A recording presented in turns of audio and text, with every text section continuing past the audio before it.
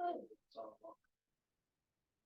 right, well, I will call the Thomas Jefferson Planning District Commission to order for Thursday, March 7, 2024, 7 p.m.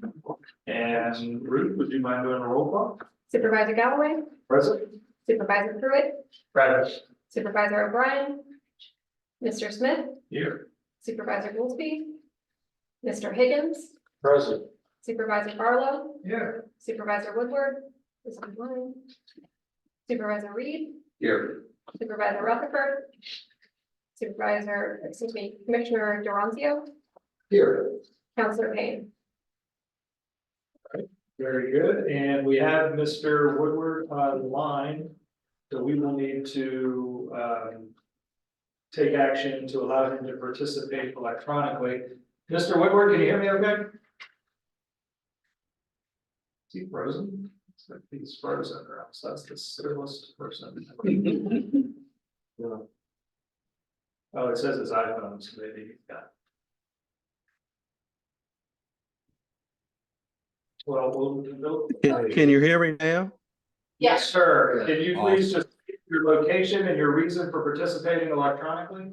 Yes, I'm here in Louisa, and I had a medical procedure this morning on my eye and just wasn't able to make it to Charlottesville. Thank you, sir. And would a fellow commissioner like to make a motion to allow Mr. Woodward to participate electronically? I second. All right, the motion has been made and seconded. All in favor, please say aye. Aye. Opposed? Abstentions? All right, Mr. Woodward, you are in the meeting and free to participate. Thank you, sir. Thank you. There's someone else. There's another. I got it. Oh, Sean's trying to get it. Okay. Sure. Make sure Sean's in there. All right, we will move to number 2A, comments by the public. Is there anyone here that wishes to give public comment? Anyone online who wishes to give public comment? Oh, Sean disappeared, 11 minutes, and then he failed. Having trouble with it. All right, Sean, I just called for public comment.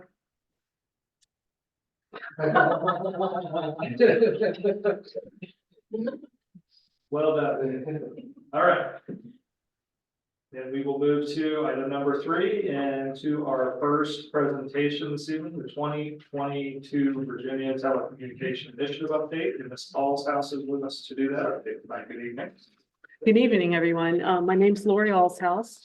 I'm the program director for the VADI program, which is our broadband project that's being administered by TJPDC. I like this picture because this actually shows how broad this super regional project is. You can see that it's 13 counties, which includes the counties associated with TJPDC and 7 additional counties throughout Central Virginia. It's a 36-month project and we are halfway through. This is a by the numbers page. I used to be a budget director, as Ned knows, so I do like numbers. It's a $288 million project. 79 million comes from the state of Virginia through DHCD, and 209 million, most of the project is provided by match from utility partners and counties. Counties is about 32 million of that, and the remainder is utility partners. Of that large project, 110 comes through TJPDC. We don't process the utility partners funding through TJPDC, but we do bring the state and the county money through here. We look at all the invoices, we make sure all the expenditures that occurred, and then we pass the funding on through to Firefly. Again, I mentioned it's a 3-year project, and our goal is 36,000 passings. So what that means is the fiber will pass 36 residents and businesses throughout the region, and people can choose to connect to the fiber or not. So this is we did this report to you every 6 months. So I'm going to give you some highlights of the last 6 months. The first thing that we do, well, not the first thing, but one of the major things that we do is keep the communications going throughout the project with all the county partners and the utilities. Every quarter, we have a stakeholders meeting that anyone can attend, where the utility partners all share what's going on in the region, what work is being done. People can ask questions, so it's a nice way for all of us to hear everything at the same time. Our next one is coming up on March 14th. And you can see the utility partners' names along the bottom of the slide. The other thing that we do is we provide progress through the state. We collect data on milestones that are completed. I'm not going to read all the numbers to you here, but you can see that there's almost 8,000 in passings so far in the project. We update this every month, and you can also see that it's about 97 million has already been expended on the project. I mentioned earlier that we do the financial management. So far, we reviewed and verified and submitted actually 11 now remittance requests to the state and to several counties. As of March 1st, you can see this is the number that passed through TJPDC. You can see that we processed $23 million since the project began.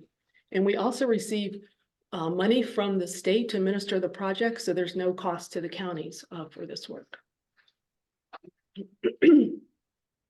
One of our favorite things to do is to go out into the community and see the work. So what I'm going to do now is share with you some slides of some of the site visits that we've done over the last 6 months.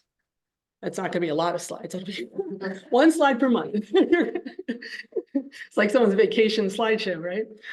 September 27th, we actually saw some make ready work in Madison County. Make ready is where they get the poles ready to add fiber to the electrical poles. What was cool about this site visit was you could look both ways on this road and you could see the work going as far as eyes could see at the same time. It was really exciting to see them changing out poles from the smaller poles to the larger ones to allow the fiber to be attached. The other part that I found really interesting was you can tell that that's a farmer's field, and they waited until the farmer harvested his crop before they brought all the equipment in. You might have been hearing about railroad crossings and how important this is for the project. There were some delays because of permitting on the railroad crossings. On October 21st, there was a Saturday. There was actually 7 crossings that occurred on that same day. And what was neat about this was, we got up at the crack of dawn and we went out, and there was a lot of time that passed because they had to do a lot of measurements. They had to get back and forth with connecting with where all the trains are, working with the folks in the field. And then they had a 10-minute window. So there was a moment that then the fiber had happened. So it felt like a lot of waiting around. They weren't waiting, but we were waiting. And then in 10 minutes, they crossed the railroad crossing before a train came. The other neat thing about this is that all that work happened and all those folks were there and all that effort, and it connected 12 houses. So really what this shows is how important it is to get to everyone in the field, and that they have to get over the tracks even if there's a few houses on the other side. Here's a site visit we made to Louisa County, and this is a communication hut. So they don't look like much, but they're really important to the project. They hold all the equipment for the fiber. And what was really cool about this one was this showed the partnership between Louisa County and Firefly. This is on Louisa County's property. And it was just a nice way that they worked together to ensure that this hut could be put in place. And it's going to serve a great number of the people in Louisa County. More railroad crossings. Back to Albemarle County. I think there was several in Albemarle County. This one we went down to see after it was completed. This one was just a couple railroad crossings that literally each went to like one residence. So you can see this is off of 29 down in southern Albemarle, and you can see the fiber on the poles. And then we went back to Madison County. You probably recognize this slide on the left. This is the make ready work. We went back to see the fiber installed. You can see it as the bottom line of fiber. They have to have spacing between from the electrical lines, and you can see the fiber growing across some of those poles. And then just finally last month, I got to go see an actual home installation. And this was in Louisa County near the Goochland County line. And basically this was watching the actual homeowner get the internet into their house that they haven't had before. Really neat to see how they worked with the homeowners, how the guy went underneath the crawl space to make sure the fiber came up in the right spot in the house. And then they tested it at the end to make sure that the speed was the correct amount. Really nice visit, really friendly folks and really happy people. So that was really neat to see. So that concludes what I have to say about the Body 22 grant. We are applying, as you all know, for a 24 grant to supplement this grant. We applied in December. The grant's going to provide for some additional unserved, newly unserved areas included in our current project. This is a request of almost 16 million from the state to support a $53.6 million project. You can see a lot of match money again in this. It has 11 of our 13 counties, and we expect to hear hopefully a positive result in the summer on that. So thank you so much for your time. Any questions or anything? Otherwise, I'll move along. Any questions? Thank you.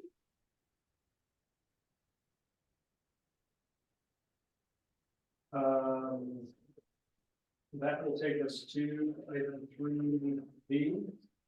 Ms. Shackelford is here for our draft fiscal year 25 rural transportation work program and budget. Yes, thank you. Hello, thank you, Mr. Chair. Members of the commission. Tonight, I just want to give you all a little bit of background on the rural work program. This is probably we should have inserted the word transportation in here somewhere, but we're talking about transportation programming for the rural areas. This is one of the annual work programs that the PDC receives funding for. So most of you are probably aware that we have a metropolitan planning organization that receives funding for planning transportation improvements in the urban area.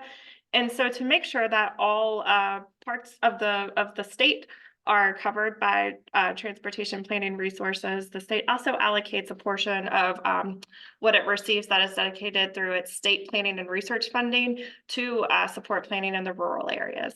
So we have an annual budget of $72,500. 80% of that is funded through federal funding that VDOT allocates to each of the PDCs. And then 20% of that comes from local match, which is part of the per capita that the PDC receives from each of the localities. Every PDC in the state, regardless of size, receives the same amount of funding for the rural work program. One of the things that is a little bit different about the rural work program compared to the money that is allocated to the urban program is that we have to use the funds within the year that it's allocated. Unused funds do not roll over. Next slide, please. So I just want to share with you what this money has been used for in this current fiscal year that hasn't quite wrapped up. We had a couple of big initiatives that were underway. First of all, we wanted to make sure that the rural localities were represented when we were talking about what a regional transit governance scenario should look like. So we use funding from the rural work program to support collaboration with our rural localities as part of the development of the transit governance study that you'll hear a little bit more about later today. I think you are all mostly aware that the TJPDC also applied for and was awarded a Safe Streets and Roads for All discretionary grant from the US DOT. And so to make sure that we were leveraging those federal funds as to as great of an extent as possible, we also program support for TJPDC staff to work on the program through both the rural work program and the MPO's work program. So we were able to get the most bang for our buck from the federal funds that we applied for. We are also currently undergoing a strategic plan for our rideshare program, which is a requirement. And so again, because we wanted to leverage the additional funding we got through our technical assistance grant, we allocated staff of resources and time through both our rural and urban work programs. And then this also gives our staff the capacity to participate on some of these statewide or local transportation initiatives like pipeline studies that are undertaken in collaboration with VDOT. We worked with Nelson County on the 151 corridor study using the rural work program. And we also have historically used this to support our rural localities with smart scale applications upon request. Next slide. So next year, the rural work program is going to look largely the same. And the big reason for that is because the comprehensive safety action plan was a two-year grant. So we're allocating $30,000 both last year and we're recommending that this upcoming fiscal year to continue and complete our work on the comprehensive safety action plan and hopefully be able to support applications for implementation projects as part of that. The other line items here are standard line items that we typically anticipate that we're going to have to spend and don't change much year from year. This includes the administrative expenses associated with staffing and coordinating meetings, completing invoicing and reporting requirements, as well as general information sharing, which also includes things like meeting attendance at state and regional and local meetings. And then the program activities, again, typically we have line item allocations for more general, local, and state technical assistance and grant applications, and then continuing to ensure that the rural localities are informed, aware, and connected to any of the regional efforts around transit planning, travel demand management, and bicycle and pedestrian initiatives. And so this is what we are proposing for the FY25 work program. This will go to the Rural Technical Advisory Committee at their meeting later this month for them to review, and then it will come back to you all next month with a resolution to hopefully approve the program as presented. But with that, I'd be happy to answer any questions you have. Any questions? Thank you. Yes. Yeah, one of the preface in the next page here, I wanted to see what the line item must be rewarding with these call lots. It's all the dates are in the future and spoken in the past tense. They reviewed it on the 4th of April, 2024. Oh yeah, that was drafted because that we're anticipating those dates. I appreciate that. Thank you.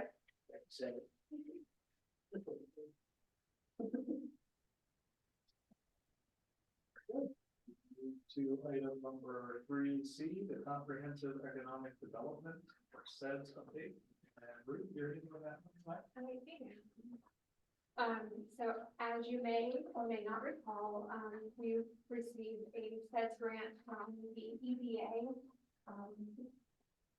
last year, and we jointly procured our consultant for the project with the Rappahannock Regional Commission to have a process that would be in lockstep and also contain a super regional strategies chapter. A SEDS is a prerequisite for receiving the EDA designation as an economic development district. One advantage of having that designation is it would give us priority consideration when applying for funds, not just the Planning District Commission, but many levels of municipalities and other organizations. And that includes funding, not just from the EDA, but for transportation, labor, and health projects and other areas. The Planning District Commission could have a future role in what happens with the SEDS plan. It's a 5-year plan. There's requirements to report annually, and so it could be that the commission goes out and seeks input on how those goals are being met and seeking feedback. To date, our project has done a lot of fact finding, collecting existing data on the economy, the demographics of the area, workforce, housing, and then also interviewing stakeholders, doing focus groups. We conducted a business survey in the fall. The timeline you see here for the strategy development should say November through February, we actually wrapped up the stakeholder engagement in late February, but we are still on track to have the draft strategic plan finalized in March. Here's an example of some data that was produced as a part of the data collection early in the project. This shows different employment sectors and whether they are growing in our area or not, and how they compare to the national average, and just like what percentage of the total jobs in that area that represents. So as you can see, accommodation, food services, and arts, entertainment, and recreation have both had decrease in jobs over the last several years, but they are on, the number of jobs is on target with the national average. Whereas we have for professional, scientific, and technical services and healthcare and social assistance, we have increase in jobs, but we're below the national average. And so these can be categorized as maturing, leading, lagging, or emerging, depending on whether the change is positive or negative, and if our comparison to the national average, that's the location function, is positive or above 1 or below 1. We also conducted, well, consultant conducted a resilience and vulnerability assessment using the University of Missouri Community Resilience Assessment Tool, which looks at a lot of factors specific to social, economic, infrastructure, and environmental resilience and vulnerability. So it's like, you know, do people live close to a grocery store or not? Are there doctors, primary care physicians in the area? Do they live close to an emergency room? A lot of different aspects of what are risks and what allows the economy to rebound. And so as you can see, all of the jurisdictions in the TJPDC region scored pretty well with high resilience and low vulnerability, except in the infrastructure and social sectors. And so there's certainly some work to be done in those areas. We also sought input from our stakeholders during on-site visits and got their feedback on a variety of things that became very clear as things to potentially focus on from the fact finding that happened earlier in the plan project. And this, it's kind of hard to tell the difference between the orange and yellow here, but this high, moderate, low scoring was vetted by our stakeholder group, which is made up of economic developers and businesses in the area. And this is actually not the final version. There were a couple of modifications that they made where they felt very strongly that, you know, it shows that there's a low perceived need for growth, but actually we feel like it's moderate, or vice versa.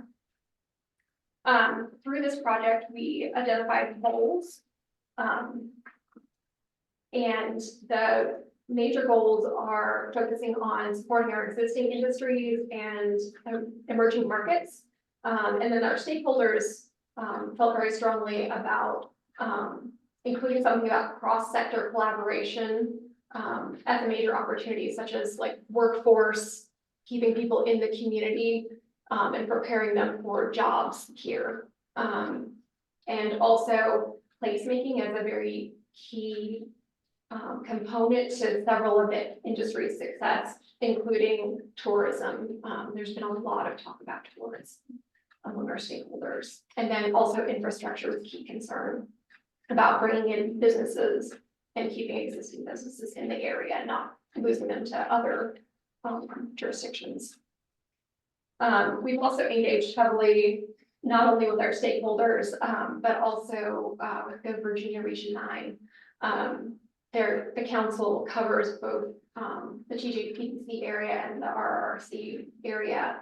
And their strategy align with a lot of the sectors that have been identified through our process.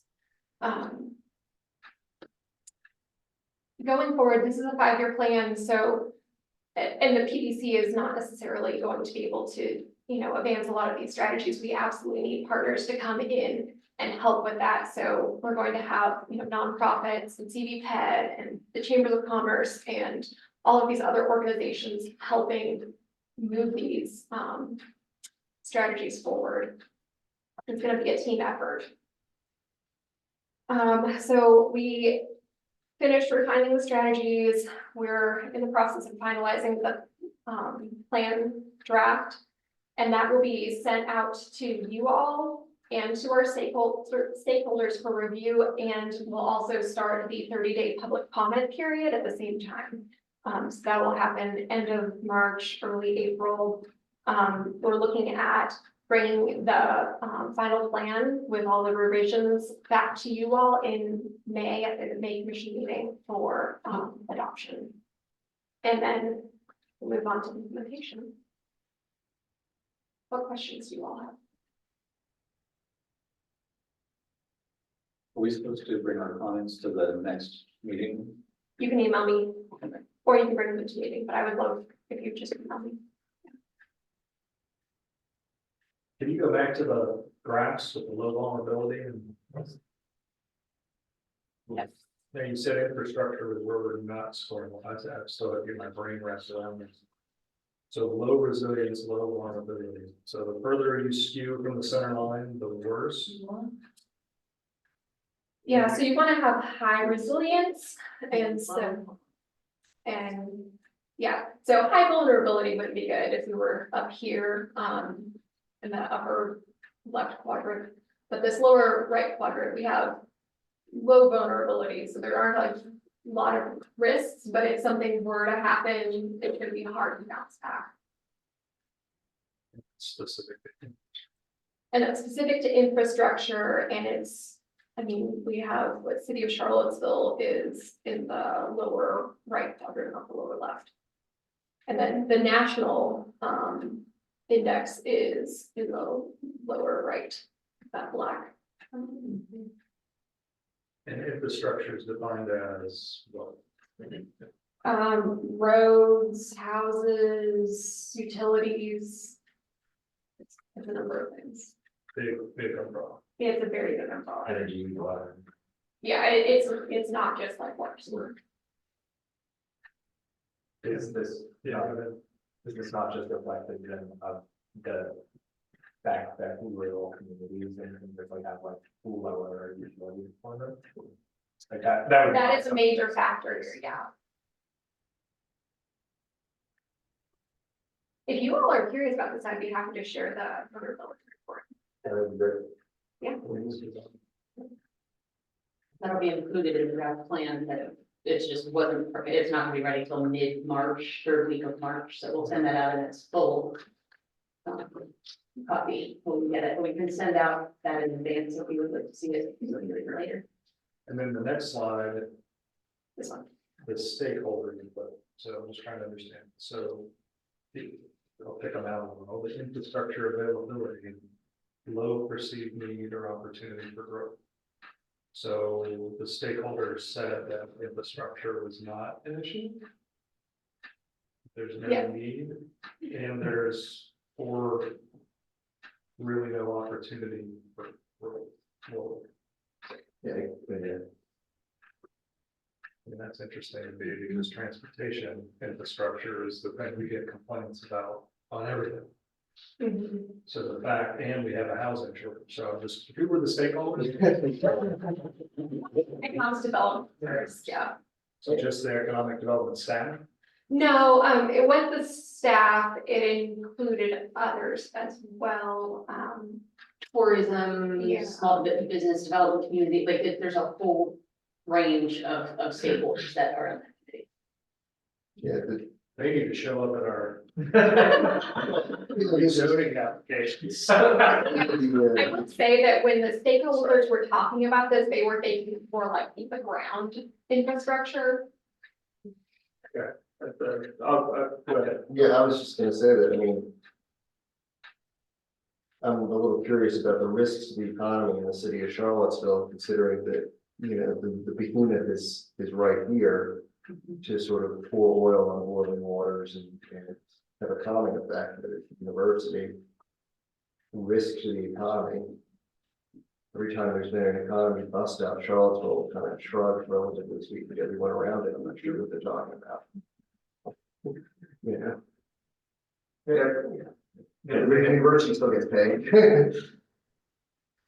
Something that kind of freaks out to me, like, so long as we're trying to figure out what to do with this, is that we kind of are looking at something that is combining two different responding variables. Right. The perceived need And or the perceived opportunities. Yeah. So like with infrastructure, What's the balance of? I wonder, like, oh, maybe we do have a high perceived need, but maybe everyone in the stakeholders like, oh, but growth areas versus rural areas, there's no opportunity. So, I guess. There's definitely some of that. You're just the, you get into the intrinsic contradiction of, there's a need, but nobody can do anything about it, sure there's no opportunity. Which is, Do we have like, a fuller report? Or it's coming. is there qualitative snapshots on this? That's what the next comment I was gonna make is this is very out of context, right? Like, we're showing you like snaps of things that we're doing within this report. Once it's all in one place, we'll send that to you so that you can then see it in the context of all of the other stuff. Just wanted to do a piece. Yeah. So stop asking questions. We didn't want to send the report out to you 3 weeks from now without having. Yeah. Given it a primary say why we're sending it to you, that will come back. We're so excited to figure out. There's a lot of good stuff that we're excited to share it with you. I thought there was a little perceived need and opportunity. That's right. Thank you. Any other questions or comments? Thank you. And that will take us to 3D, the Regional Transit Governance Study Presentation and Final Report. Shannon's going to do that.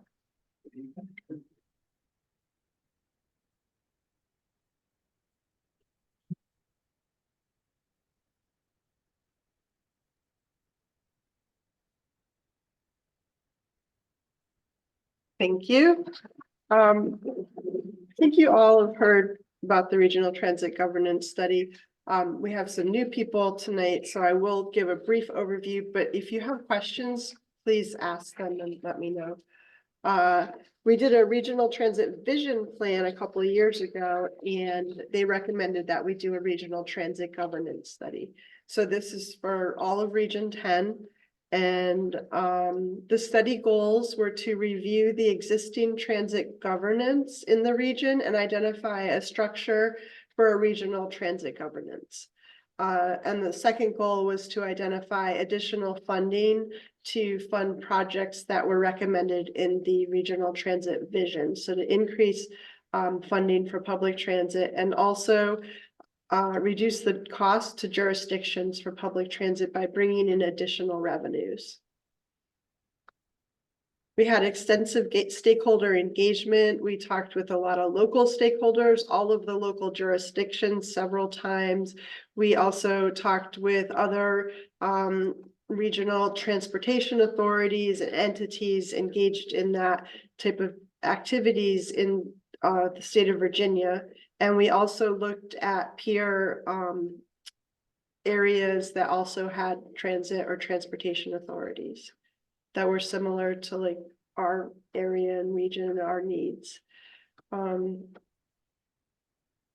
So the approach was we looked at the existing conditions and how we govern transit right now and how we make decisions around what we're going to spend money on, and also ensure that that money is spent well and that the services are provided.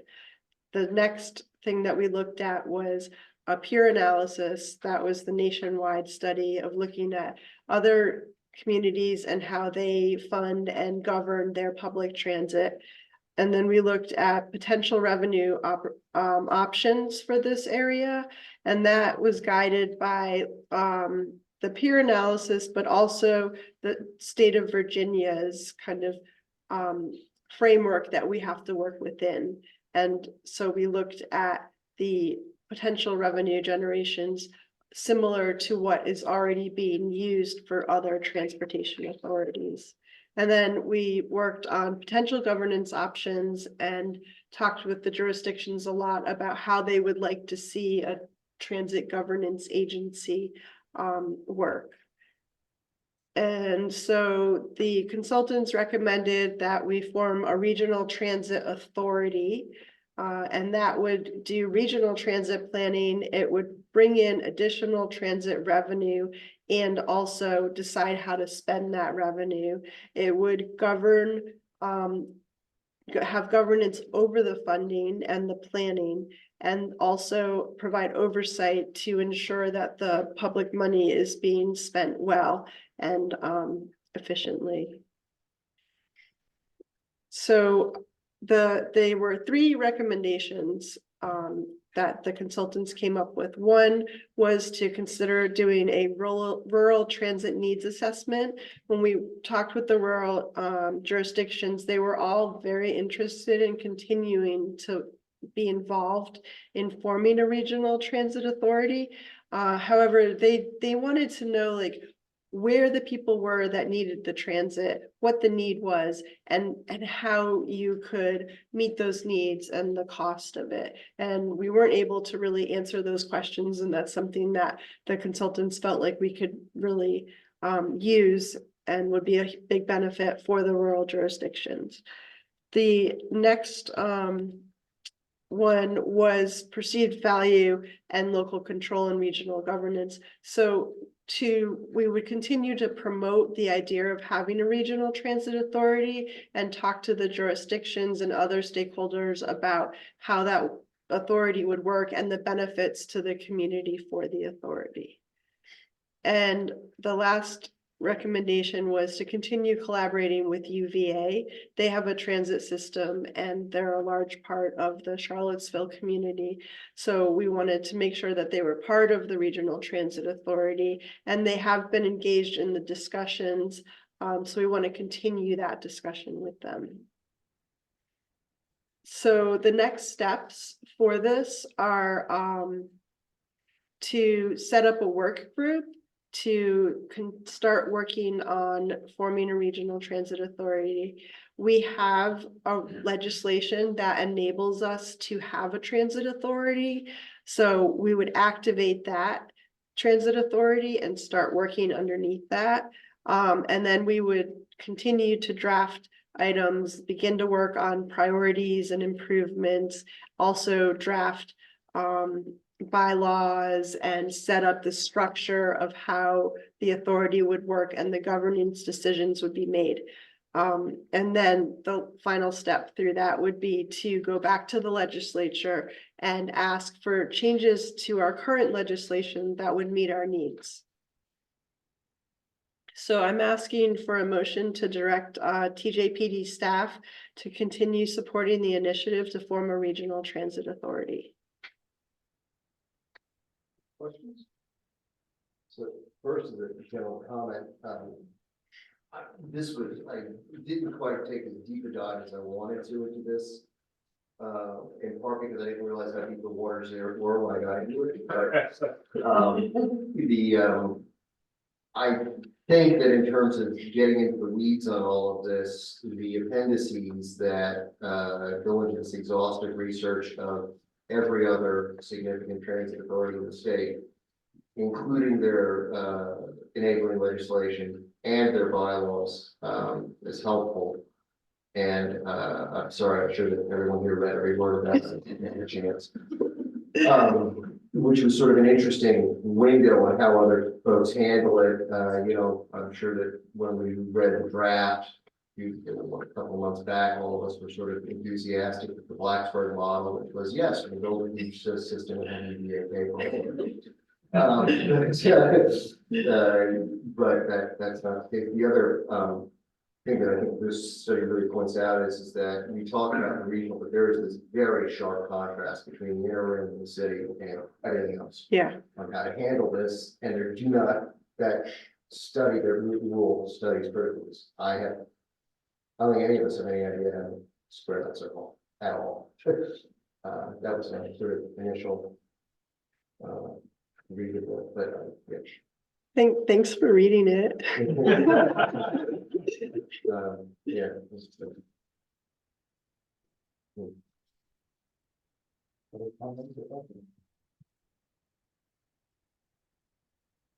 Yeah, it's tough. I mean, the divide is pretty significant. You know, to get the support, you know, these investment it's going to require. That's a good job. Yeah. The existing legislation allows us to start with Charlottesville and Albemarle, and then they can opt in as they decide that it would be worthwhile for them. Charlottesville and Albemarle to be the initial members. I mean, the initial conflict here is that we have the rural need and we have the funding options that are available, all of which try to be distinct for the rural areas. To be blunt, I mean, again, may John Forrest Dillon rot in hell.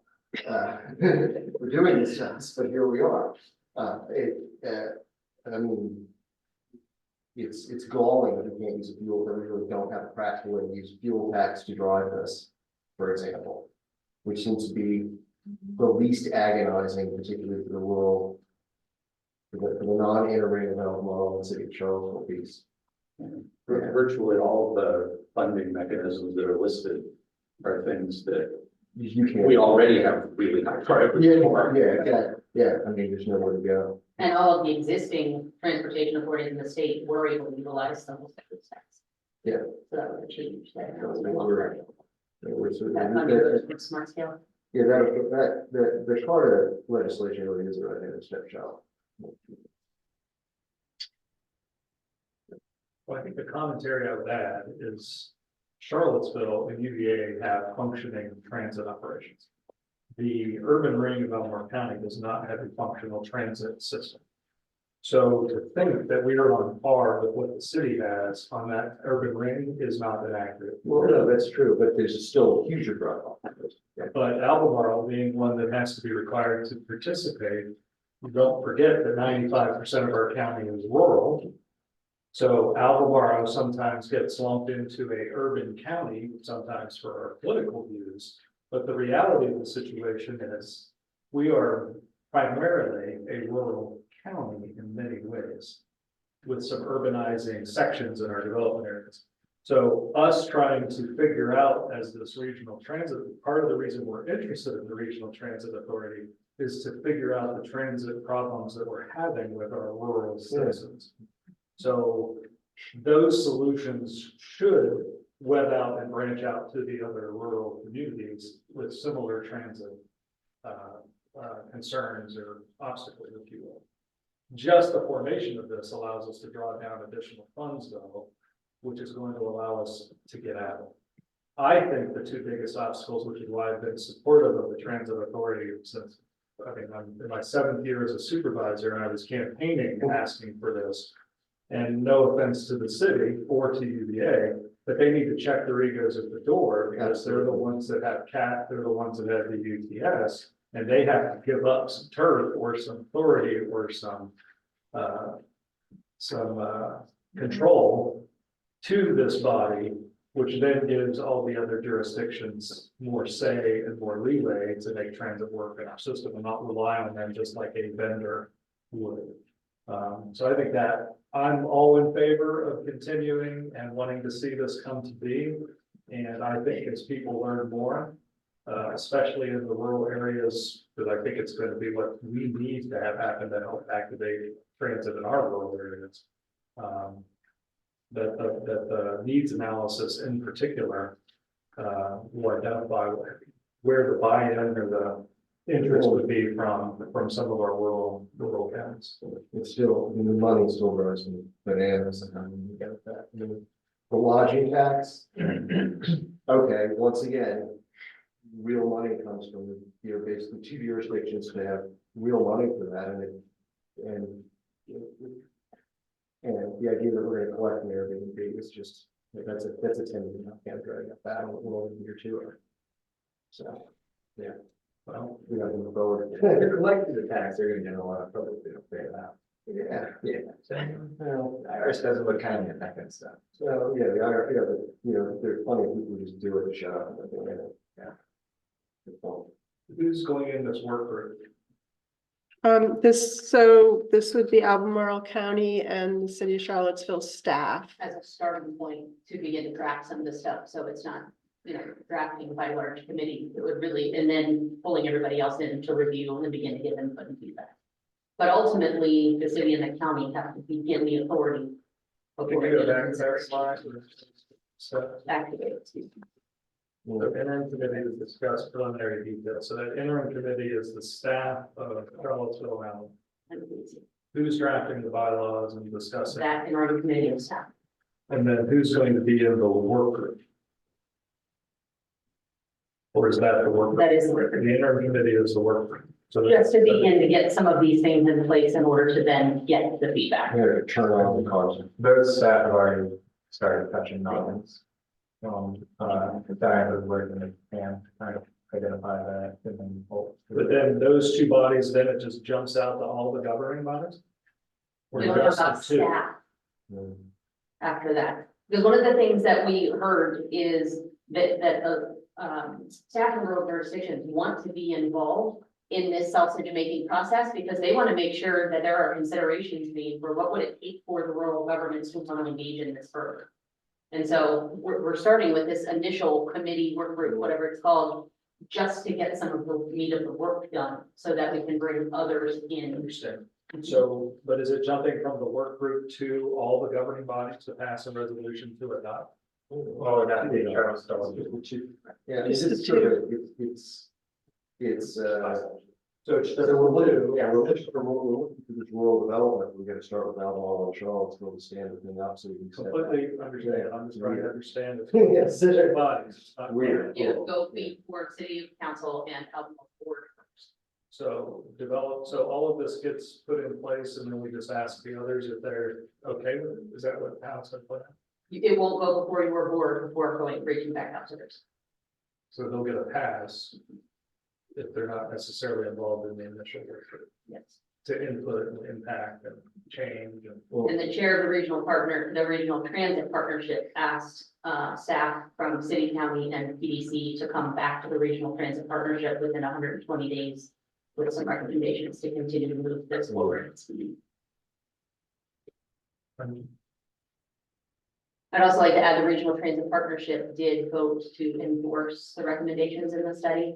And then the motion that I put in the executive directors was a recommended motion to accept the regional transit governance study final report and endorse the final recommendations of the study. Which is slightly different than the motion. Is UVA in that initial work group? No, not this initial work. It's that's a recurring theme in that, we need to pull in a UVA with people in the room who can make decisions for UVA. We that should have 4 times every time the UVA's participate to us. And whoever we have in the room needs to have the authority to make decisions. Which I don't know, does that speak to history? Well, they're on the RTP, they're on the MPO. But the university's participation is not universally across all 6 jurisdictions necessarily supported as a voting member on that body. But I think that's, detail that still needs to be worked through is what would the role of the university be? Whether that's voting member ex officio, stakeholder on a committee. That's part of what needs to be talked about in that working group.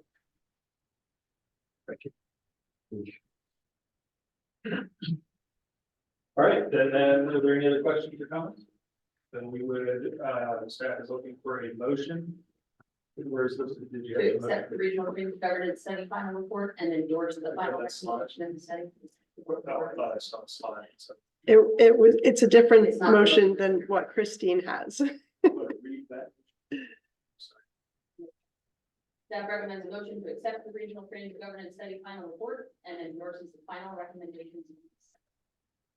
Absolutely. Motion made, is there a second? I'll second. All right, we'll do a roll call vote on this one. Supervisor Galloway, Yes? Supervisor Pruitt, Yes.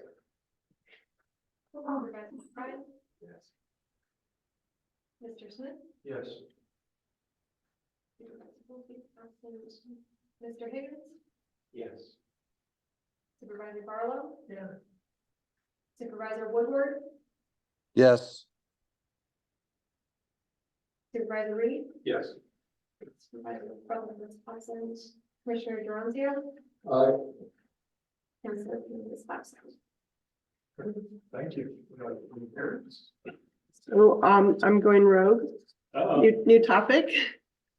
Last time I was here talking about the mobility management program, and you all said I needed to mark it.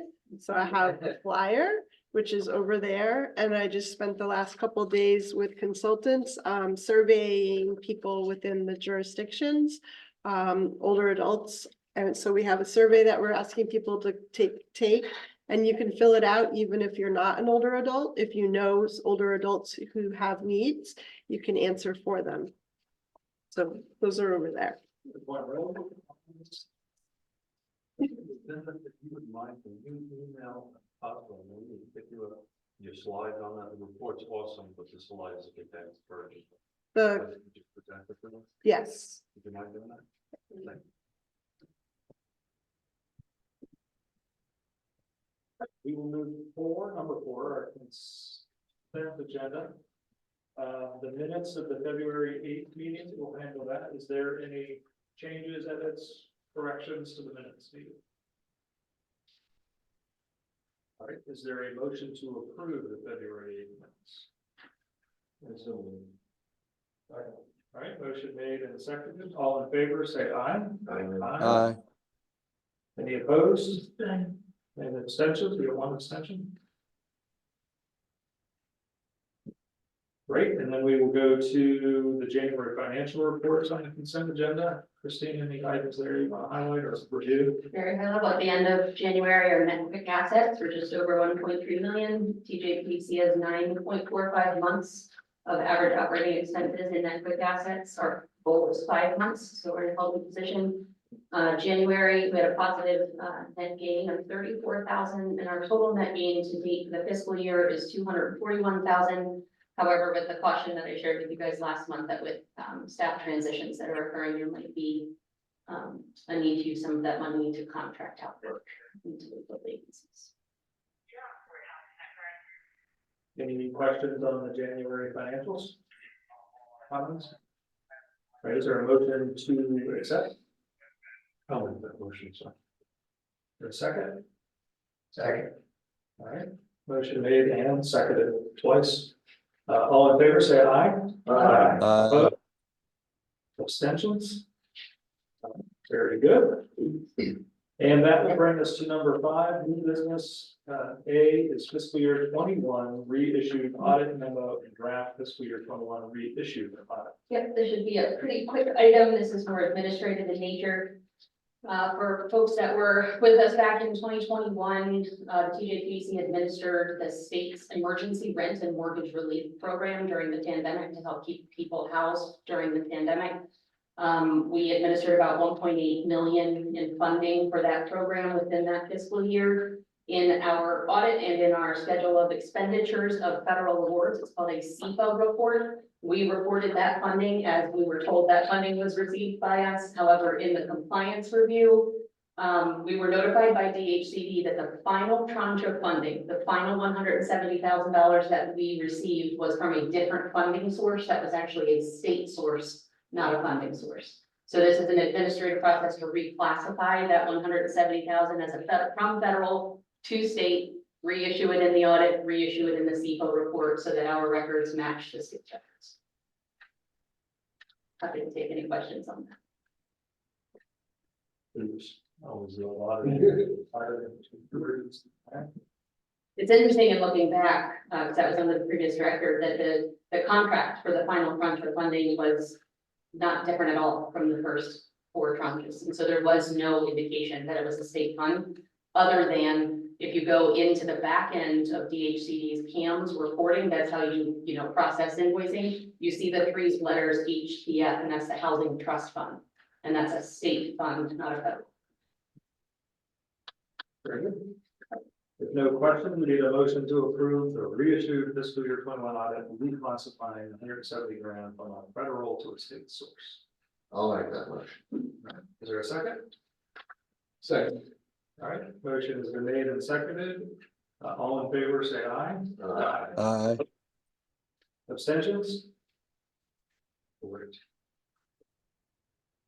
Item B, the TJPDC corporation appointments, and Ruth, that's your name attached to it. Yes. So the TJPDC Corporation is an independent 501c3 nonprofit attached to the Planning District Commission. We staff it, and it supports the mission of the TJPDC. We do have some vacancies because the bylaws require that not only are there 7 members and 6 of them are appointed by the commission, but 4 of them have to be current commissioners. So Supervisor Andrews, Supervisor Jones, and Commissioner Wilkinson are no longer on the commission currently, so they are not going to be on the corporation board anymore. So we have reached out to Supervisor Pruitt, Supervisor Woodward, and Supervisor Woolsey about filling those vacancies, and they are willing to be able to serve. So we are recommending a motion to appoint those 3 to the TJPDC Corporation board. And with that said, Mr. Barlow, he did say if you really wanted it, he would send it to you, so that I needed to make sure that I said that. I'll make the motion. Put that on mine. Motion has been made and seconded. All in favor, say aye. Aye. Opposed? Say aye. Abstentions? Very good. Thank you, Bruce. Okay, item C, under number 5, executive director evaluation process begins. And I'll go over a couple of items here, and Christine can jump in as needed. So in the past, there has been some surveys sent to commissioners. And last year, we did not do a staff survey. I think that's been done every 2 years. So Christine and I have met to start discussing how the executive director evaluation process will work. The first piece would be whether or not we want to do, in the past, we've had a committee. We formed an evaluation committee of 3 members who then receive, meet, compile, discuss, and then bring that to the board. And then we bring the executive director in and discuss the evaluation as a whole commission. Or we could just do that whole process as an entire commission.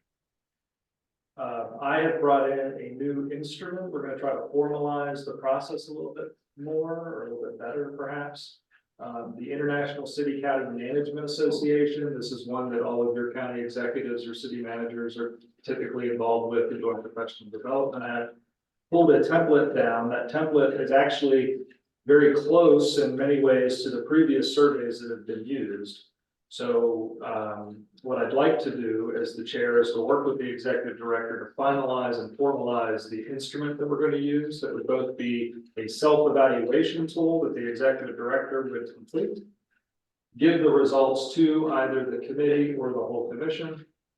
Once we have the self-evaluation and supporting materials from the executive director, that we will complete the same instrument on the executive director, give that back to the executive director for review and response prior to then the closed session where the executive director sits down and meets with all of us as part of the evaluation. So I'll be working on that. The biggest change will be, it will be the chair and vice chair. We haven't talked to Tony about that step, but we'll do the lead on this. In the past, we've had another staff member who's done all of this.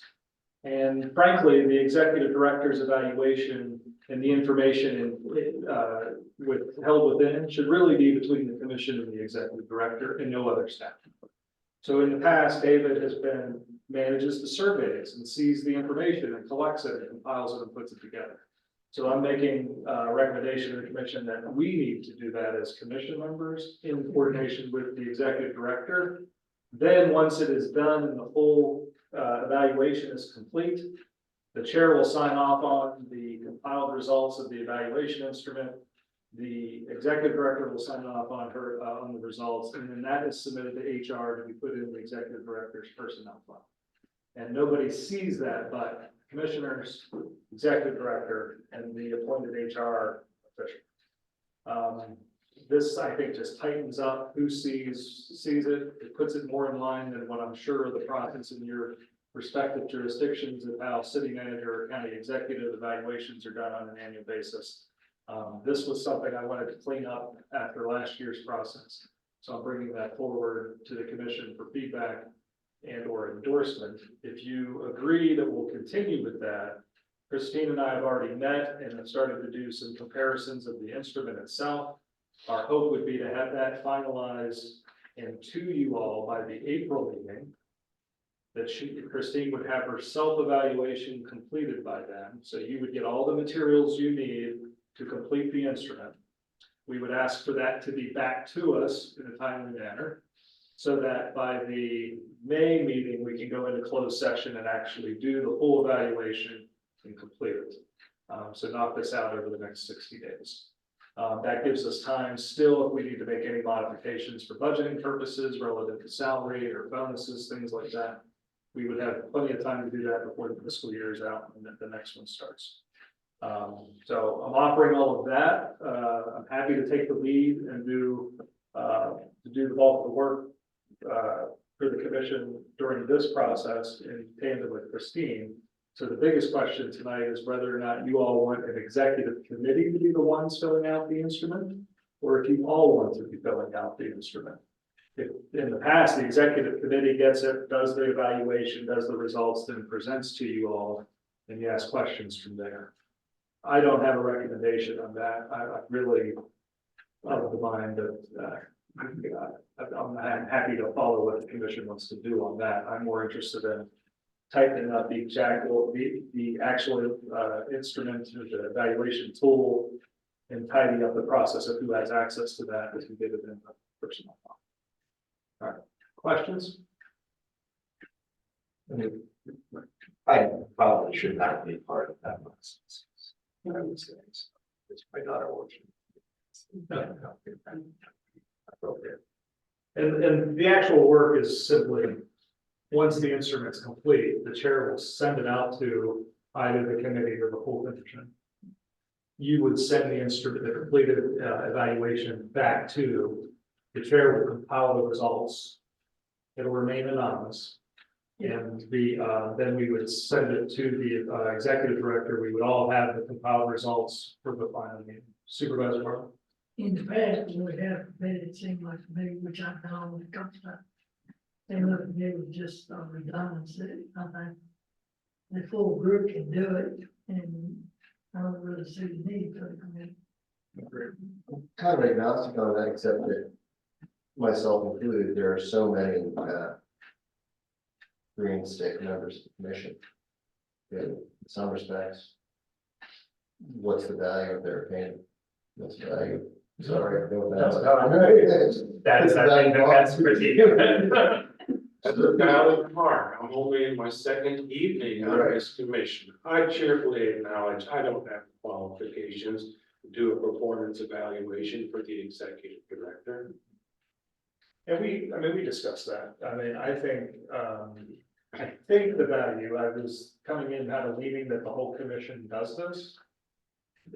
To Supervisor Barlow, because then when we get together as a whole group, we're discussing it and talking about it anyway. Since we're changing the instrument and the process a little bit, I'd rather have all the commissioners' hands on it, so that we're all informed of how it, I hope, will work in the future. So I'm kind of leaning the way of not having the committee. I think too, when we did it as a committee, you still had people that weren't really involved on one of those things. And so you take that information that the committee has brought forward, and you still got to go through that. So, and you're going to be voting on it regardless. I just think you don't really need a committee for this. It comes back to the full board, I think, and you can make a decision, and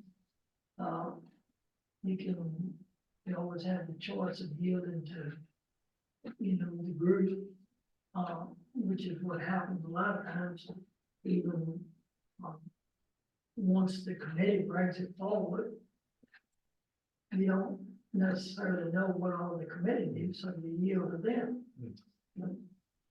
Yeah, I think it's supposed to be, I mean, I think some of this might be dependent on what this instrument actually looks like, and is there a detriment, for like, for example, that you may say, oh no, to 2/3 of it. And It's not a very, it's got about, I think it'll end up with at least 10, maybe 12 categories. Each one is like, the first one is individual characteristics, and it'll state bulleted points of professionalism and things like that. And then you will give a, Does not meet expectations, meets expectations, or exceeds expectations. so you'll have like information there that's categorized, and there'll be bullets there to help with what we're shooting for. There's one for fiscal management, there's one for staffing, there's one, you know, there'll be different things. And again, this was all built by the organization of county managers and city managers, so it's not like we just made this up. This was pulled down in the template we used. And, but we have to kind of modify it because it's a planning district commission, not a county or a city. So I think once you see it, it'll be pretty clear. It's not real, like in the past, you were asked to rank on every single bullet point under those categories. This will open up where you're giving one rank to the entire category, not each. So you'll actually have 12 things you're ranking versus in the past, there were probably 40 items you were ranking on. So that's even more in the weeds that I think is necessary. You wouldn't have to, not bound to fill this thing out. And it's only one that thing that even has one of the options is, you know, you're not familiar with it. yeah, and that's what I was driving at. As long as there's a way to not answer something you've got no business answering without skewing the tool. I think that's fine. When you get the compiled results back, you'll see like there's 12 commissioners, 10 people provided a rank who didn't. Well, we won't exactly know who did or didn't. A lot of times in the closed meeting, somebody might bring up, oh, I was the one who did that anyway, but we'll keep it anonymous. Until the person chooses to disclose if it was them that we gave the rank to. Yes, sir. Oh, No, I agree. Any objections to the president moving forward? So what we'll do then is the big thing was making sure if we wanted to do the committee, we had to name the committee members tonight to get that. So we won't need to do that. We will continue to work on the evaluation instrument, and we will get that out and completed. Christine will complete it, the same tool you will for her self-evaluation. There'll be some supporting information, I'm sure. The staffing survey would be part of that. And all of that will be, the deadline to have all that completed will be the next commission meeting, which we've already discussed. And then you'll have everything in your hands that evening, and we'll put it on the agenda just to remind how to play out from April 1 to the meeting. Cool, thank you. And if any questions come up or concerns, you can hit me or Christine and or both of us up in. Thank you, we can lead on that. The next item, number 6, old business, fiscal year 24 amended operating budget memo and resolution. So we have a budget. Yep. Fiscal year 24 amended operating. Yep. So last month I brought to you guys the amended FY24 budget. There are only 2 changes that I'm recommending from last month's to this month's. One of them is to reclassify funding from federal to local. 3 of our Virginia Telecommunication Initiative body partners, 3 of them are using local funding for their local contribution rather than federal ARPA funding. So we're going to reclassify that in the budget from federal to local. We've confirmed that with all 3. That's Cumberland, Louisa, and Powhatan.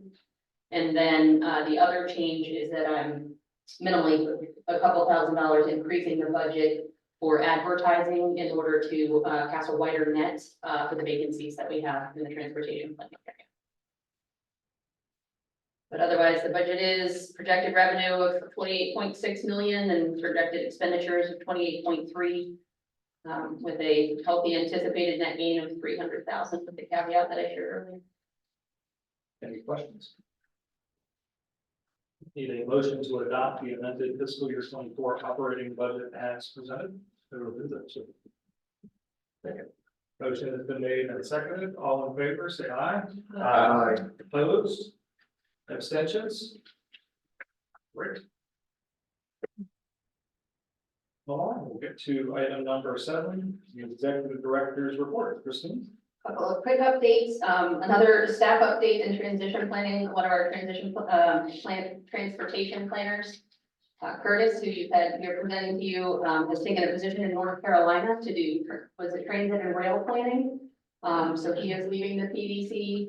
All 3 of the vacant positions that we have right now, all of them have been advertised. We've begun receiving applications and we're in the screening process. We have a very robust transition plan in place. Pretty much it's taking all of the duties, and I would love publicly to give a kudos to my team when you say there's a lot of transition occurring.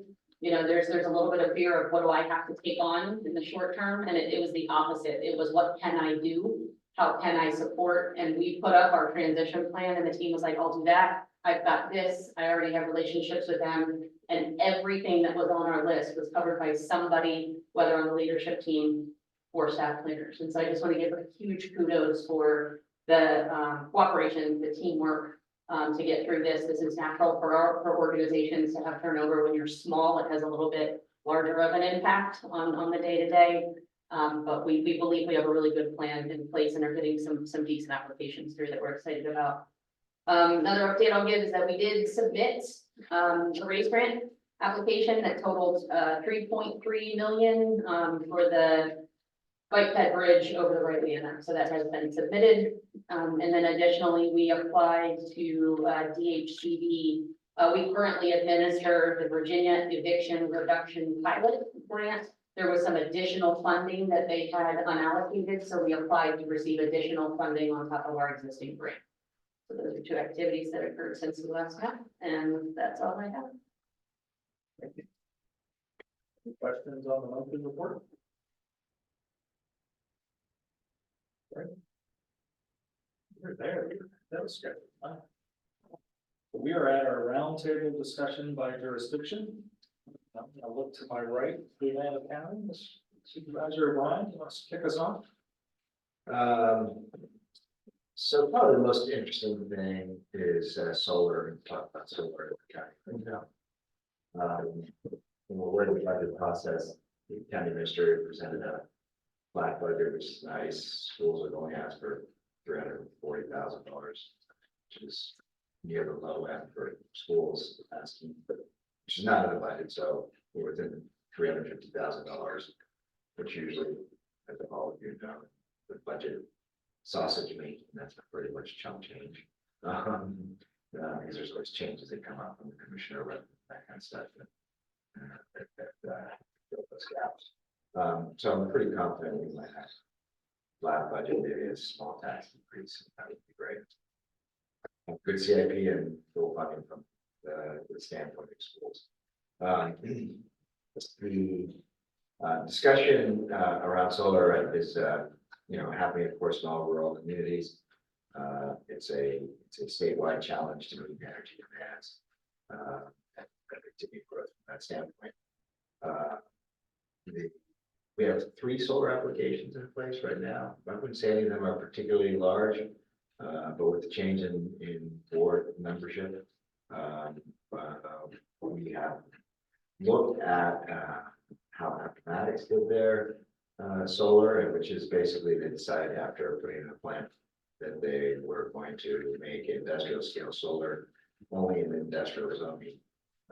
So we have directed our planning commission to look at doing the same thing, as well as maybe revising the buffer areas to match that up. The practical implication of limiting solar to an industrial zoning is basically that you're saying to people we don't want any solar, industrial solar in this county. That's a practical implication, flies in the face of the resolution that it's been postponed for a year. But I don't think that, this is a good data point to add to that from that standpoint. And, you know, especially with the fact that you now have the ability to, you know, negotiate side agreements.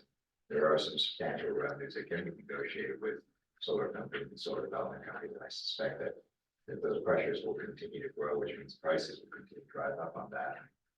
Ultimately, I feel this is a loss for the county to take such a move. In the sense that it's denying revenue, which will come to the season, means that we don't have the revenue that we might have. I think it's also an affront to property owners. You know, I think that there are a lot of large farm owners who have very difficult prices of paying, and you know, don't always have the opportunity to just pull out. So it's true up to property ownership. So as I said, I think they'll concede move. We'll see what happens with the planning commission and their recommendations. I have no problem with the idea of looking at expanding the buffers. Thank you, Albemarle County, for putting in a nice solar farm right on 250 with about 50 feet of buffer off the road. I'm sorry, 53 off the road there, which by the way, I've commented many times. When you drive by, you can see it for about 3 seconds, but that's okay. You know, this is, I think, a conversation that a lot of counties are going to have. And I would hope that they don't take the direction of that. Mr. Smith? Those are gonna be like overhead lines and monopoles, you're not gonna see them after people just drive by. Oh, yes, yeah. On the housing front, I had an interesting meeting. It's not involved Fluvanna County, but I had an interesting meeting yesterday with members of the Planning District 3, the Mount Rogers Planning District. And a foundation down there that foundation sold the hospital at about $300 million. And they're dedicating between $12 to $15 million a year to provide affordable housing down in that part of the state. And they want to know how we set up the regional housing partnership, and more so how to deploy, even though the land trust is not part of this body, and I chair that, how to deploy the land trust down there. It was a very interesting conversation. They kind of had the opposite of what at least I experience here, is we've got the tools and the mechanisms to do it, but don't have $50 million a year. They've got the $15 million a year, but don't know how to spend it. Like, very happily will tell them I can teach them how to spend it. Spend the money. So I just thought that was interesting. Good news is we got on the forefront of what we do here on the regional housing partnership, that they were interested down there to learn more about it. So I'm actually visiting down there next week, and I can report in next month if anything exciting happens. But they got money, just need to know how to spend it, which I thought was a unique position. Oh, if you don't think in a meeting, I said, hey, you spend that money any place other than these county? They went, yeah, I can't do that. So I thought that was an interesting thing to share. Yeah. That's it, sir. All right, the city. So, of course, budget season, which is why Council Payne isn't here. He's in a work session at this moment, making it awesome. So I've been sort of narrowly focused, as opposed to watching the whole picture.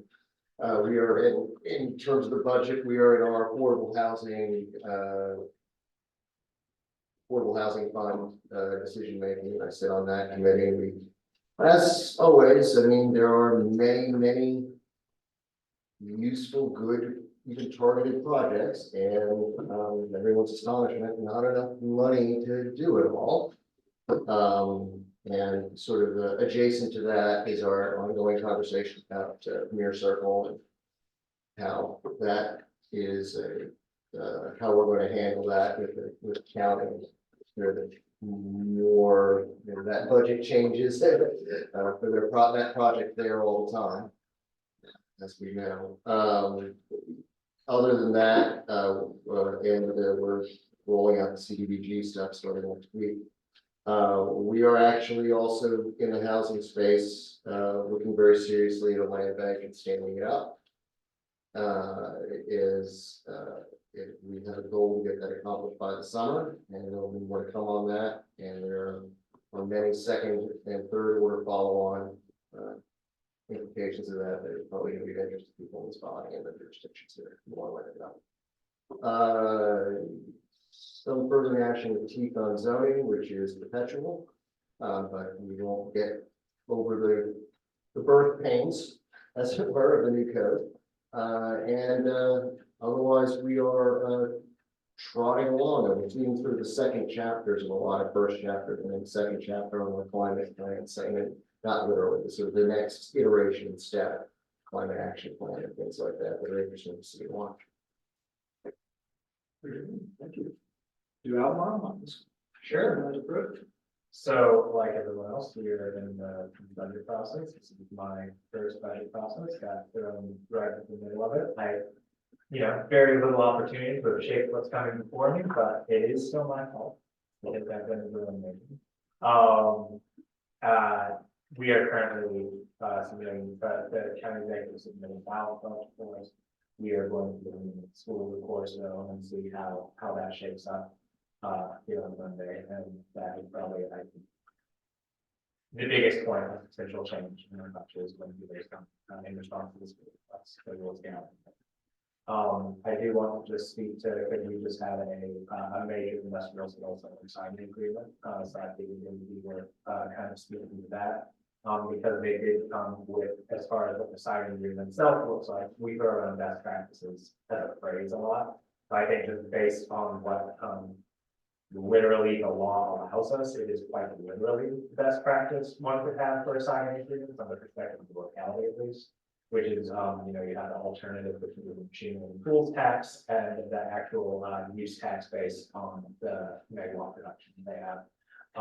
That is a challenging calculus to know which one's going to make more sense, and it requires you to anticipate future dollar values and everything. Because generally, machinery and tools starts high, goes slow, kilowatts or megawatts starts low, goes high. When you need the money, and you can only have it, they're not. We chose a kilowatt. Well, what the firm working with Hexagon has come together is basically one that swaps over when it changes based on the inflection point. So you will always be taking whichever one's higher. They have agreed basically to submit the difference between the loss. So while it is not additive, it is still necessarily the higher between the two. Insofar as that can be something that a locality that is in a position where people want to cite solar, so they do actually kind of hold more cards in the negotiation. That is currently under existing Virginia code, to my knowledge, the best you can do as far as the recurring. So unless of course you can negotiate just straight up additional on top of that flat payments of some as far as like peg based. So I'm excited about that. That's going to be an additional significant amount of money in additional revenue each year. It is in my district in Albemarle. And it's honestly the biggest thing that comes to mind specific in the last few weeks. Yeah, our budget, our school division right now is projecting a $13.3 million gap. 8 million of that is the LCI, the deposit exchange in the state, which I know Nelson County spends a paying on. So it also depends on not the sales tax for the CIP, but the actual sales tax. So the budget where they don't come to agreement on this budget, which it doesn't look like they will by next. They did this afternoon. Oh, they did? I didn't miss that. What did they come to agreement on the budget? Earlier in the day, and then it's sort of released about 35 o'clock.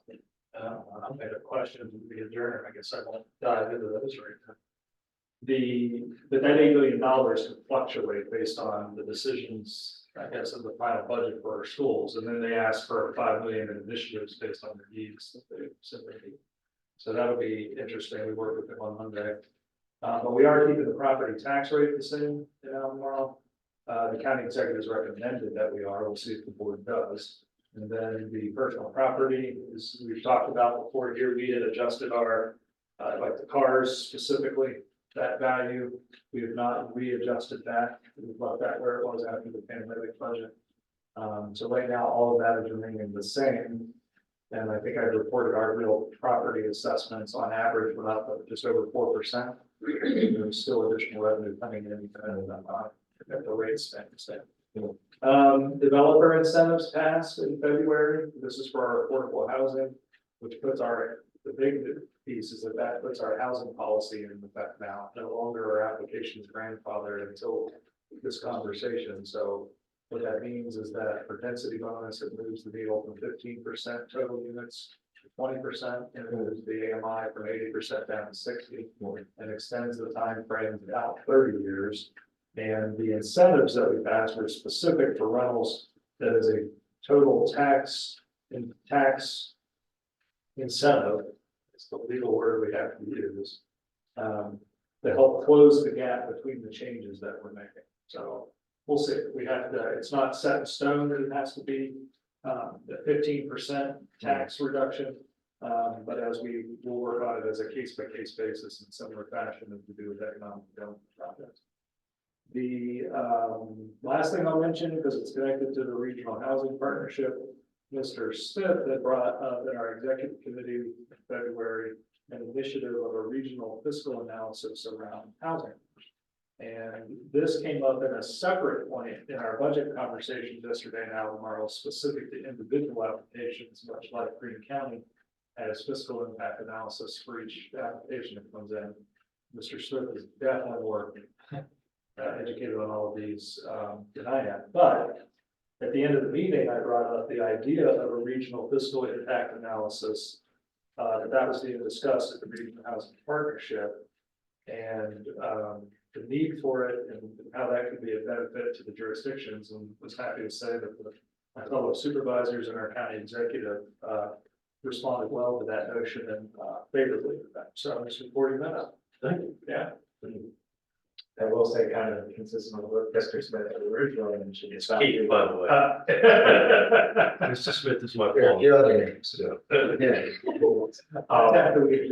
Consistent with what he had originally mentioned about, there's different ways that I can, like, it might come out with different responses. I think when- It could go the way you don't think it's gonna go. when this was broached at our board of supervisors, I think, just judging from our cheers at the dais, it sounded like different people were expecting a different thing. Different results. Yes. So it'll be very interesting to see what the results are and how likely choices do.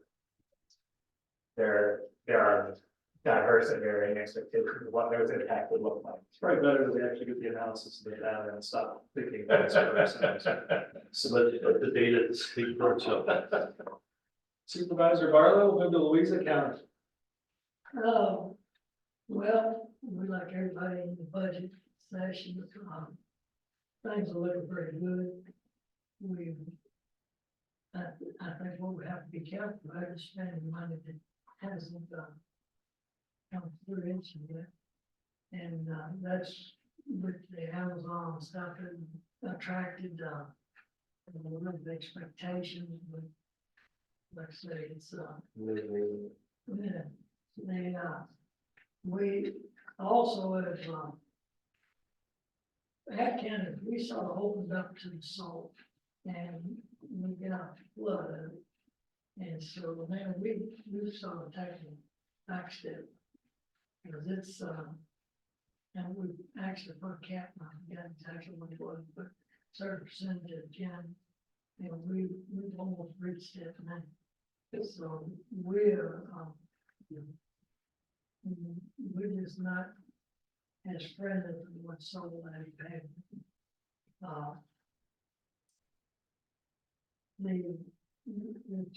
There's not a whole lot going on right now, and we've got some of these things that we try to get in the county for, working with the years. And it was done, we're just waiting for them to break ground, that kind of stuff from. The hottest topic in Louisa right now, I would say about pickleball. Yeah. And, well, the other thing, we have a new distinction of being third fastest growing county in the state. And we're trying to figure out how to bring that in. Because if people that are moving here, you want all of the They want your open spaces and stuff like that. But they also want all of the good things they had. for the- Hence the pickleball courts and the swimming pool. And I call that whole, this bad, meeting. So, you know, we're talking about, you know, what's attracting all, and people are also looking at lot sizes. Because we have a channel with, you know, right now in A2 zone, we allow a lot for it. 30 years ago, we increased the sizes that you could get in A1 with the zone. And the way I see it, the only, the most, when it comes to affordable housing, the only thing we got in Canada that is affordable housing is small lots that somebody builds a 1,200, 1,500 foot ranch on. And they have their mortgage payment is equal to or less than the rent would be in so-called affordable housing. With affordable housing, the day you walk in the door and shut it, that's if you have nothing. Whereas if you are able to purchase on, it's kind of like that's, you know, $300,000-400,000 range, which that sounds high, but at least you're building equity. And then you, if you have to move or sell or something, you got something. And we talk constantly about affordable housing. And I don't think a single soul has come up. Well, I just heard you mention what you're dropping from 80%. You're having median down to 60 or something like that. And we benefit from that every day. But you know, nobody's got to have it. So we talk about that a little bit, but of late, like I said, they have really ready to build up. And about some of them have one. All the sounds that come with it. Well, and then we're gonna have to increase the rescue spots there for people to fairly lot. So it's like one thing needs to know. We're pretty quiet, other than them trying to back up and figure we have a low tax rate. I mean, the county overall is doing pretty good. But we're attracting an awful lot of new people moving in. They want all the good services that they have. And they don't seem to realize that you just moved to a rural area. You may have come from Fairfax and all and anywhere else. And you left there because you didn't like it, but now you want to have all of the good things that you did. So and that's a struggle we have. It's most everything else is going on pretty good. The budget seems to be pretty good. We're in pretty good shape. But, I think we become too attractive to the point that we got to try to figure out how we can be a little less attractive. An ugly level bit. Yeah. Don't worry, soon enough, all those people that move down are gonna tell you that, you know, a new development's gonna bring in MS-13 gangs. And that's right, can't do it, so don't worry. Well, now I've got a truck stop that wants to go into the market. That is that. And you know, it's really needed where they go. But everybody's, you know, we acknowledge we need it, but you need to put it at the next stage. Then the next section. Well, then, you just, Not in my supervisor's budget. actually, better hear the problem, Sunday, the problem, a lot of my constituents. Can only imagine. Mr. Woodward, any additional items from Louisa? Wake up, man. May not have hurts. The owls sometimes don't pick up. We'll move to, if he pops back in there, we'll move back. So we'll go to Nelson County. Oh, Mr. Woodward? Yes, I'm sorry. This thing went to mute for some reason. Can you hear me okay now?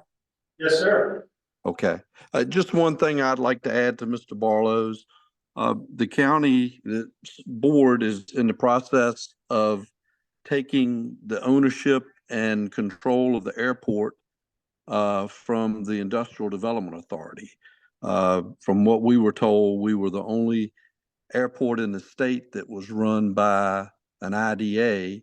And that's the way it was set up years ago. That was before we had an economic development department in-house. And so our IDA did all of that and everything. So it's really going to change the role the IDA has. They had pretty much just become a situation of running the airport. Of course, they still have the ability to issue bonds, which can be very important. But anyway, so we're in the process of making that transition, and I think we're excited about that. And I think there's some advantages to the county owning it over the IDA as far as maybe some grants and, getting some other money like that. And we're looking to extend the runway in the next couple of years and put some new hangars in. The guy that runs the airport for us, manages it, tells us that he could rent 20 hangars today if we had them available. So anyway, I think that's kind of exciting. But yeah, Louisa's doing real well. Thank you. Rephrase what Mr. Woodward just said. We're not taking it from the IDA. We accepted it. That's right. Yeah. Yeah, yeah. They're handling it. We would be glad for them to continue running it as they have for the last 30 years. But anyway, they've got other things to do, so they have passed it. That's what's on those. And just to add to that, the IDA actually has 800 acres of land that has already been approved for major solar development. So they're just waiting to get the permitting from PJM. Is that the name of it, Mr. Barlow? I believe. Whoever it is that controls the high power lines that go through, they're waiting to get permitting from them. So there's going to be a lot of revenue coming into them through that in the future years. And so anyway, thank y'all. Thank you, sir. Yeah. And to be clear, I mean, I think it's appropriate for counties to set some percentage of it in terms of what they feel is appropriate for the use of solar. I think that's appropriate. I think when you start making the hurdles too high, that becomes problematic. We got, what happened with us, we have some small, 9 acres.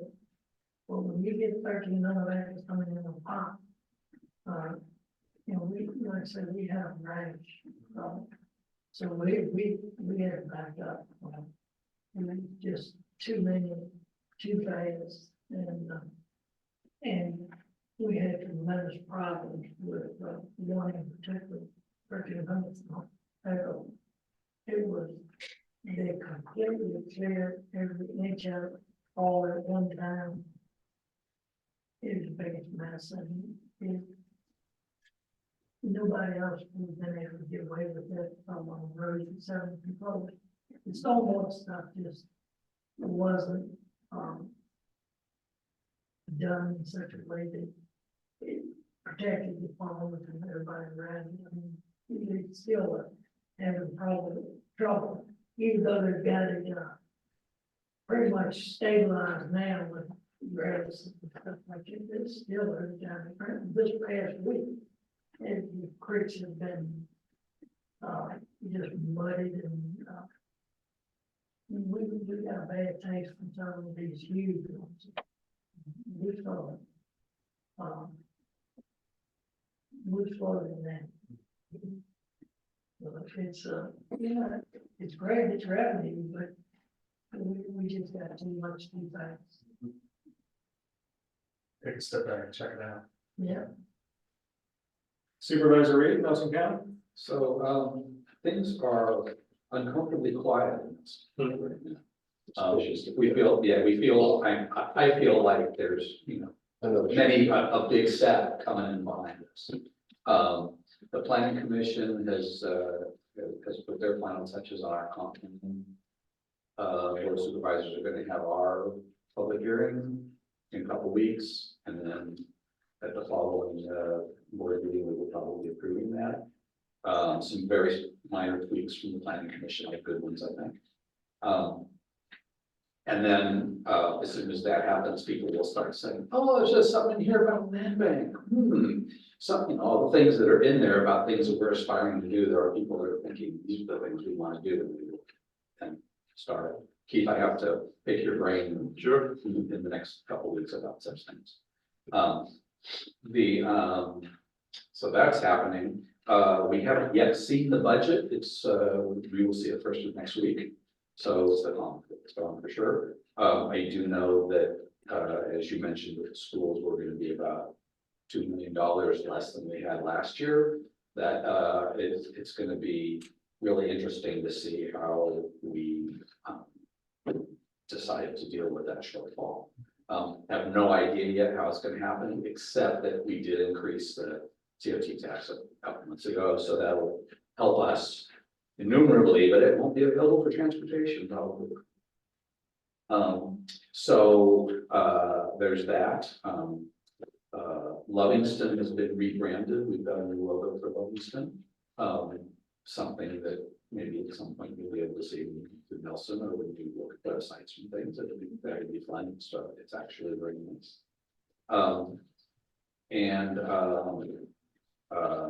We have started an engineering study on 2 pieces of water infrastructure, a possible impoundment, and the Lovingston sewer and water system, which would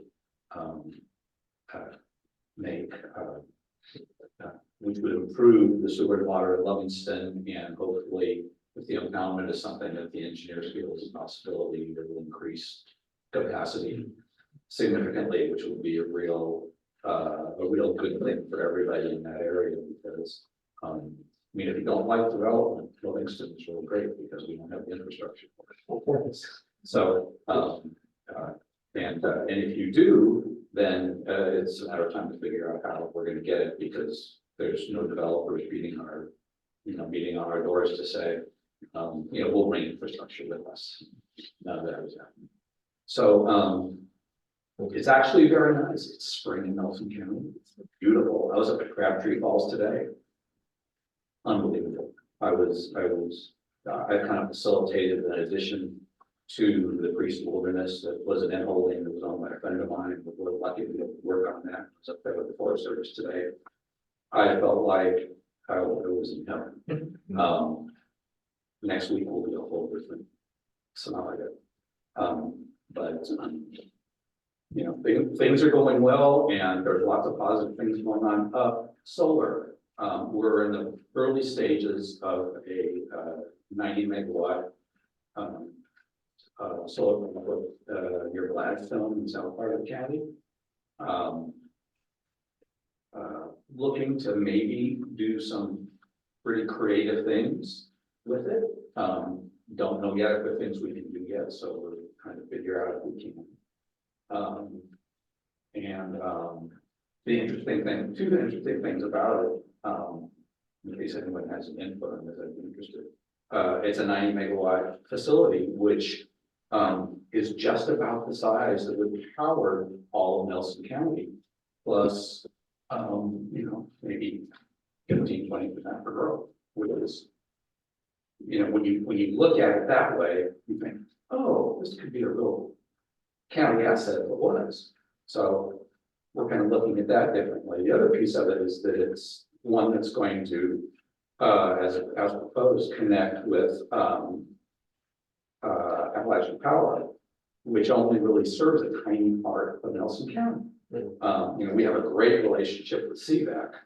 CVAC can't do this because it's a co-op. So trying to figure out what that means for CVAC, what that means for Nelson, what that means for AUP. Do we really want, to be a cash cow for AUP? We really would like to be supporting the bulk of Nelson County, which is kind of civic. So we're kind of trying to figure out what all this means as it goes together. It's in the early stages. So, the things are not going really fast, which is great. No one's saying, click now to make it happen. So, like I say, it's on the horizon. That's what we are. Thank you. Mr. Higgins, in Greene County? Very briefly, last month, Christine led a delegation of TJ staffers up to Standardsville to attend a meeting of the Greene County Board of Supervisors. Curtis Scarpignato gave a presentation about the Safe Streets Initiative. The presentation was well received and the board agreed to support Safe Streets. That's great. Very good. Yes. Tom, just a quick update on your county. 2023 non-HOA sales, new construction, single family detached. The median sales price was $389.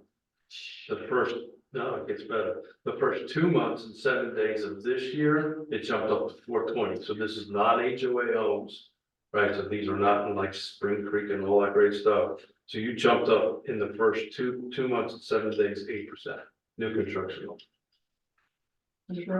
In order to afford, in order to hit an 80% AMI, you can't exceed a $200,000 sales. So, and what we've been doing, very to do then. I'm trying to get the money from Southwest Virginia. Well, I'm trying to do. I go down there and work once a month, and they're still getting tobacco. Oh, yeah. Yeah. Beautiful country then, but when we talk about affordable housing, it looks like to me, you can't get in that conversation about it without talking about subsidized. Well, you cannot do it without severe subsidy. Well, exactly, and Land trust, man. I was born. You can't send it, we don't, there, to get a homeowner without a nonprofit or a habitat model or a land trust or something. We don't, that incentive package is purely specifically targeted towards rental. But how do you, and this is the conversation that keeps coming up, which,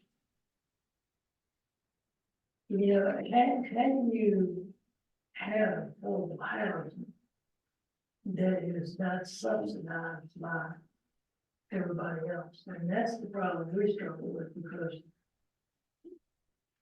most of us, pay for what we got and we work, and so it's really hard to take monies from, taxpayers to subsidize, somebody else's. So there's no silver bullet for this. There's a silver buckshot, right? And each little pellet has its own thing. So I do have a little ad for Fluvanna County. The land trust is doing its first 2 homes in Lake Monticello. And we're capitalizing on $150,000, and we're gonna, we bought 2 homes at $250 and we'll sell them at $215. Put a little bit of work in the HVAC system and so forth and so on. We raised that money from multiple different sources. None of that money came from Fluvanna County. None of it. That's great, and we have, the Louisa, Louisa Housing Foundation does a great job, and part of there, and with a lot of that, it's stuff, but in order to get into it and qualify, you have to have skin in the game. In other words, you work on a thing, it was like 3 different houses to help build those up, and then you get people to help you. Well, then you work into what's up. It's doable, but you have to pull from multiple different sources. And I think that's the big struggle we have, is how do you provide housing and not have. You have to want it first of all. Right. You have to want it first of all. Well, I think then, anyway, thank you, Mr. Chairman. I'll get off my soapbox.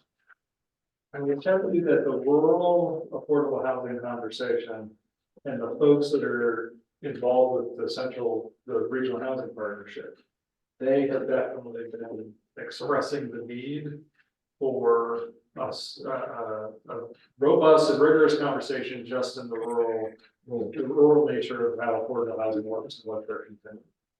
That's something that we discussed in the executive committee this past month. So hopefully more to come about taking the people that are actually working in the space and by June, seeing what they come up with in terms of priorities and how the partnership could be helpful to the jurisdictions and trying to tackle it. And I think the biggest obstacle we have is where the funding comes. And then nothing's free. So ultimately, whether it's Louisa County taxpayers that pay for it, or federal, state and federal taxpayers, I don't know where you get the money to back the affordable house. And no one else seems to have this problem. You know what, I think I was hoping maybe y'all had an answer. Well, he's not online listening tonight, but Neil Williamson, the quote that he's been saying quite a bit is that if a community decides that affordable housing is a community priority to provide, then the community has to pay for it. That, and I think that captures the notion of if your taxpayers, if they say affordable housing is important, and they're supporting electeds to work on that as an issue, then it's okay for that community to then subsidize and help. We've been talking about it for Yeah. as long as I can remember. A thing that would be super helpful, because I think the two jurisdictions, the regional housing partnership has not done the roadshow on, is Louisa and Fluvanna County. Yeah, it's in front of the board. We can get you there. You go federal taxpayers. Oh, I think what's important to also recognize is that it was literally reading an article earlier that people are now saying, don't go to Florida, retire, come to Virginia, because it's more fire, it's better, it's a great place to live, right? And we'll have their weather in 15 years. Well, it's usually has, that's good. But I think one of the things that we're kind of ignoring is that, and it's been said several times, it's everybody's moving from up north, so they're trading their $800,000 with $400,000. But the problem isn't those people coming in and buying a $400,000 home. It's the people that are your kids that are living there that can't afford to buy the house or can't afford to live in your community. It's a fireman can't do that. It's a teacher can't do that. That's where you end up with the real problem, because the reality is, as much as you'd like to say, hey, $400,000 is cheap, you know, for the average person who's starting off making $60,000 and maybe their spouse is making $50,000. Yeah, they're basically barely qualified for that. So, as a quick summary of this issue, on my street, there was a 1970-foot module on an unfinished basement. Couple have been living there for 110 years. They moved into assisted living, got sold on the cheap because, you know, their bathroom, the interior of this house, and everything that was bad about the 1970s, except maybe Richard Nixon in a leisure. So everything had to go. Gets put on the market. This is 960 square feet, 3-bedroom, 1 bath. So already they have a little functional obsolescence problem. $445,000. Now, if you happen to have sitting around 10% of that sales price at the current mortgage rates, in order for HUD to say you're not housing burdened, you have to make $142,000 a year to buy that house. That 960 square foot, 3-bedroom, 1 bath house over an unfinished basement. oh, by the way, you need to fix it up. No, it's in pretty good shape. This one, it was this is a post flip, but nonetheless, that's, so to be affordable, it's affordable for somebody making 12 grand a month. Well, how about the one that hit the courthouse steps, that went for $300,000? Was that the 217 That Oak was Street? it there. Who sold, who bought it? The local guy, we bid 200 on it. I couldn't make the math work after that, so. So It went project, went via project. yeah, because I mean, everyone, their brothers. Yeah, there was 150 people there. John, I was gonna say. 150. Sir? Now, like, we would just save time in a board meeting if we would continue to talk about this. We will, Pickleball, pickleball. People see your conversation. we will follow up, from the partner resource partnership specific to the rural issue, and make sure you connect with that, but yeah, maybe we need to get it, to get out there. After by the season. Yeah, budgets. All right, thank you. Good roundtable. Tentative items for next meeting. Different, we got appointment of nominating committee for officers for new folks. The leadership does switch over in the fiscal year. Operating the next fiscal year's items for the operating budget. You can see the other items listed on the agenda. Anything you want to note or throw out there, Christine? Nope. Then that brings us to our adjournment. Is there a motion to adjourn? Second. All right, all in favor, say aye. Aye. Thank you, everyone. Great meeting. Hope you all have a good evening. Yeah, it's good here. Back to you.